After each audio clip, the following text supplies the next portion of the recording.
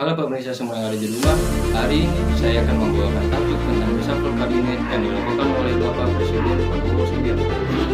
Pada sore ini, resmi diumumkan pembentukan dalam Kabinet Merah Putih yang mencakup 5 kementerian sekaligus pembentukan kementerian baru, yaitu Kementerian Haji dan Umroh. Adapun daftar pergantian menteri tersebut adalah sebagai berikut.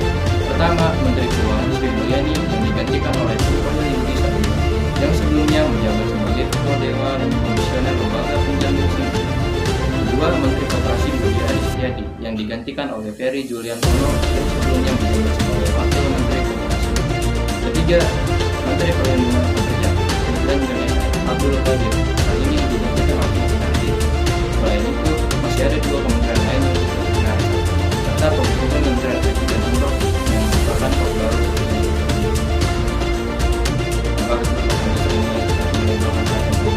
Namun menurut pandangan kami, kabinet kali ini justru menimbulkan ada tanda besar banyak efektivitas alasan dan arah kebijakan pemerintahan. Pertama, kabinet ini kurang dari pada pergantian menteri sebelumnya memiliki kredibilitas baik jika diganti oleh pengamat relasinya tidak sepenuhnya sesuai dengan bidang yang mana. Hal ini menimbulkan kekhawatiran bahwa kinerja kementerian tersebut bisa terhambat karena adaptasi dan keterbatasan pengalaman. Kedua, beberapa nama yang diganti sebenarnya tidak mengejutkan. Sejak awal, ini memang sudah mendapat kritik publik dan desakan yang positif. Namun, yang menjadi persoalan adalah ketika pergantian besar menteri dengan kebijakan yang lain, seperti Menteri Koperasi. Hal ini menimbulkan kesan bahwa tugas reshuffle lebih dipengaruhi oleh pertimbangan politik timbang profesionalitas dan capaian kerja.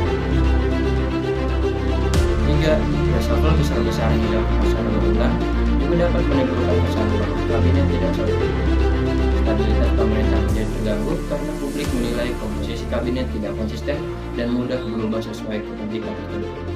Akibatnya, kepercayaan masyarakat terhadap arah kebijakan pemerintah bisa berkurang. Keempat, dalam konteks demokrasi modern, transparansi merupakan kunci. Seharusnya, Presiden menjelaskan secara terbuka alasan setiap reshuffle dilakukan. Tanpa penjelasan yang jelas, publik akan terus berspekulasi bahwa reshuffle itu hanya dijadikan sarana untuk bagi-bagi kursi atau kompromi politik antar kelompok kekuasaan. Jika hal ini dibiarkan, wibawa pemerintah akan menurun di mata rakyat dan reshuffle kehilangan tujuan sejatinya, yaitu memperbaiki kinerja pemerintahan. Dengan demikian, reshuffle kabinet seharusnya bukan sekadar pergantian nama dan jabatan, melainkan upaya memperkuat kinerja pemerintah agar mampu menjawab kebutuhan rakyat. Presiden harusnya lebih selektif dalam menunjuk pejabat tinggi agar dengan menekankan kompetensi, pengalaman, dan integritas, bukan sekedar pertimbangan politik.